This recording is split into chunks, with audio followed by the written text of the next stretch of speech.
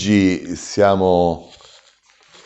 nella sede dell'Ordine a parlare di un argomento molto importante, la depressione. È un ulteriore tassello che mettiamo nel nostro taccuino sull'aggiornamento professionale dei nostri colleghi, che è la cosa più importante per noi, essendo la mission dell'Ordine la salute del cittadino, e questa la si acquisisce con la competenza che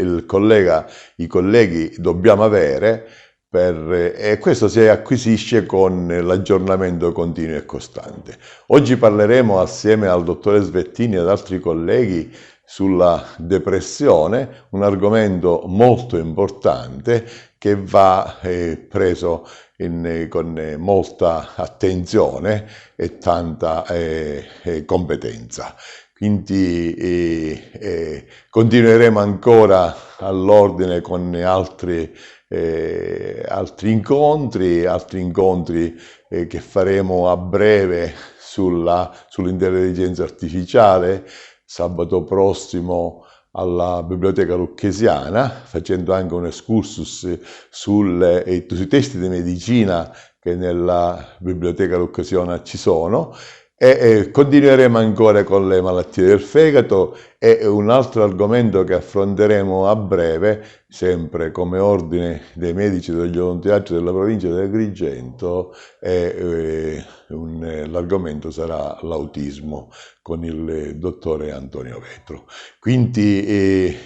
saremo sempre vigili e attenti sulla salute dei nostri cittadini, e l'Ordine è disponibile a tutte queste attività. Credo che il senso dell'incontro di oggi sia quello di rendere i medici di famiglia consapevoli, oltre che di questi disturbi che andiamo a trattare, quindi ansia e depressione, anche della loro corretta gestione. Noi medici di famiglia infatti siamo la figura sanitaria che spesso prima di tutte viene coinvolta dal paziente affetto da un disturbo mentale, ma questo vale anche per gli altri disturbi. Per la nostra posizione infatti conosciamo sia trasversalmente che longitudinalmente il contesto di vita in cui si muove il paziente. Quindi conoscere le corrette modalità di gestione e conoscere gli strumenti che oggi abbiamo a disposizione per gestire correttamente questi problemi significa non solo lavorare bene, anche tra professionisti, quindi sapere quando coinvolgere lo specialista o quando lavorare da soli, ma significa soprattutto muoverci in direzione del benessere del paziente.